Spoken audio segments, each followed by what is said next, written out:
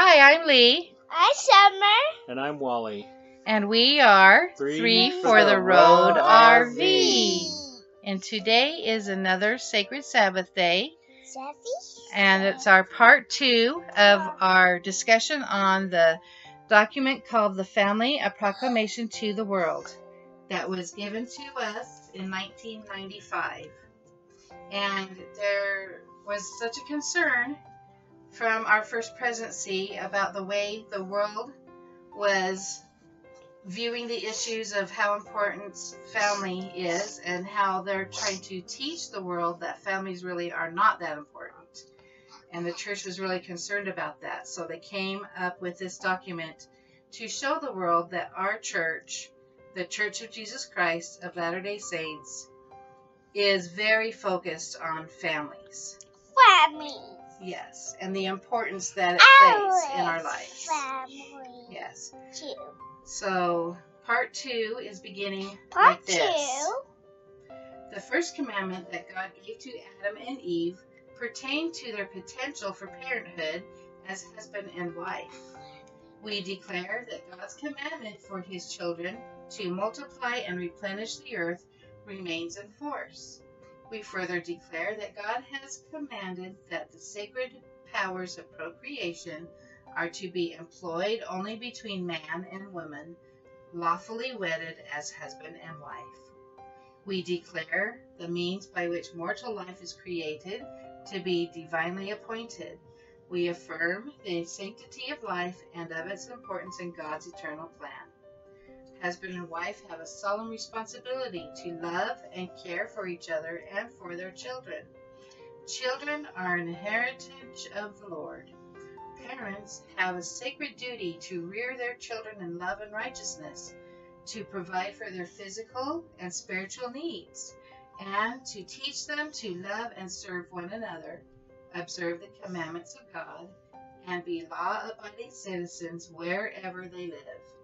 Husbands and wives, mothers and fathers will be held accountable before God for the discharge of these obligations. And so that's basically saying that we believe that children are very important to God and to our eternal families. Yes. And that is why we as a church believe that every child has a right to be born.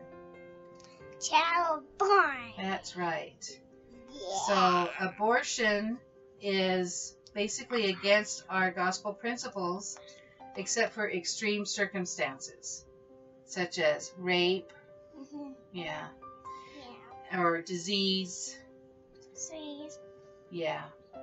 or some sort of physical deformities, Life-threatening things. or a life-threatening thing to the mom. Yeah. That's right. And so those basically are the only exceptions to that rule. And so, especially in this day and age where these states are starting to pass these laws about full-term abortions, is truly sickening, not only to our hearts and minds, but we just can't believe that states are actually passing this law and getting away with it. It's very disturbing. Every child has a right to be born. Every child has a right to have a mother and father, Yes. and to have a chance to live on this earth. Yes. If the mother doesn't want the child, by all means, give it up for adoption. Killing it is not the answer. No, Kelly. No Act- killing. Not the answer.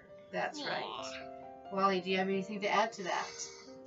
And I would just say that, you remember, these are our church beliefs, and not necessarily everybody follows those exactly. And, while they may stray, and, some people may cheat, and some people may do those things.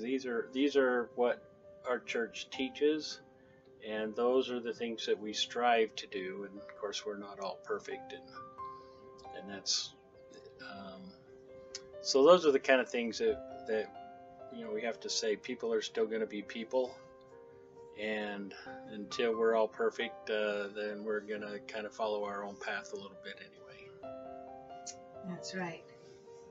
All right. That's all we'll talk about for today's video. Next week we will conclude the subject. And so if you would Please subscribe, Cry. share, Share. thumbs up, and ring that bell. Bye. That's right. Bye. And we'll see you next week. Bye. Good